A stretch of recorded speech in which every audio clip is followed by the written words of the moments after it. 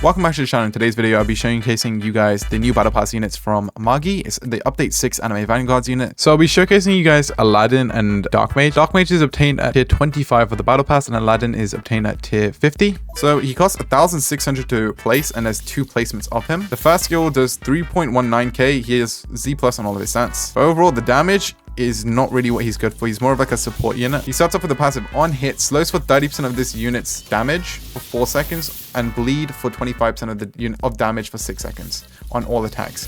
Deals 50% more damage when attacking a debuffed enemy. If an enemy inflicted with bleed dies while in range of this unit applies bleed to all enemies in range for 30% of this unit's damage for 4 seconds. It's a local cooldown of 10 seconds. So honestly, right now he just seems like he's a overall useful support, but when he gets upgraded even further, he starts having this like ice attack, which doesn't really freeze. It's just, I mean, obviously he can slow with his normal waste not passive, but it doesn't really seem to like freeze or anything like that. But when you upgrade him further, up to upgrade 8, he gets the new passive. No, waste not and want not. So it gains a rook meter anytime this unit inflicts an enemy with a debuff, gains a 1% in the meter. When this meter is full, it automatically activates and applies all enemies in range with burn and bleed for 100% of this unit's damage over 8 seconds. And then all enemies are implied with Deceased. Deceased causes an enemy to take 50% more damage from damage over time. So it just buffs like other units such as like Choi, bleed units, burn units, all of those will just get buffed up as well. His best trait is definitely not Monarch. I mean, no. He's a support slash DPS, so a Monarch would probably be ideal on him. Although I just don't think it's worth rolling Monarch on the unit just to get a slight increase in damage. But overall, I think he's a really useful support unit. Definitely not the best for DPS, but the support as a support unit, along with others, is insanely good. You know what? Let's show off Aladdin as well, because I'm not fully sure how Aladdin works, but I've heard really good things about him. He has like a firestorm as his first attack. Okay, what is his next attack? Oh, it's like a lightning bolt, I guess, to shoot at a place.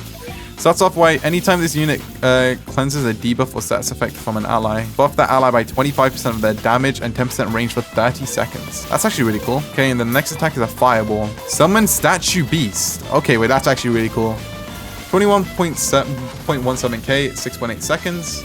Both of these units have solar and ASC plus everything. Attacks now repulse, gaining a rook meter. Anytime an allied unit is debuffed or inflicted with a status effect, this meter builds at 5%. Once this meter is full, it will automatically activate, cleansing all allies in range of debuff and status effects. But I think it's the fact that his attacks all now repulse, and also the fact that if you use this during PvP, he's probably ideal then because of the energy drain meter.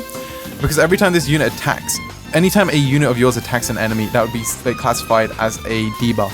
So technically in PvP, Aladdin is probably one of the best units to have.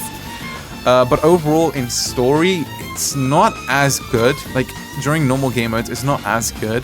But definitely good for like certain debuffs, such as like energy absorption. Yeah. But yeah, overall, he's a really good unit. It's just only for certain scenarios. I think as a PvP unit, he's insanely good. Wait, let me head back to the lobby now and show you guys what the cosmetics look like for the shiny non-shiny. So, okay, let's go to Aladdin first. So the shiny Aladdin has his staff and like a little lightning electric effect around him. Can't really see anything else that's really different. There's like a black and yellow and like a normal yellow lightning. And then if we go over to the normal version, it's pretty much the exact same. But if we go over to Dark Mage and equip that cosmetic, the shiny has a sort of like a gray metal armband. Somebody in my stream like hopefully like pointed this out for me, but yeah, it's kind of like gray silverish here, but that's what that one looks like. And then when you equip the non-shiny version, it's actually golden. So it's just the exact same but golden. Overall, the cosmetics I'm really disappointed with. Anyway, I hope you guys found this video entertaining or helpful. If you did, please consider liking and subscribing. It helps out the channel a lot, and I'll see you in the next video.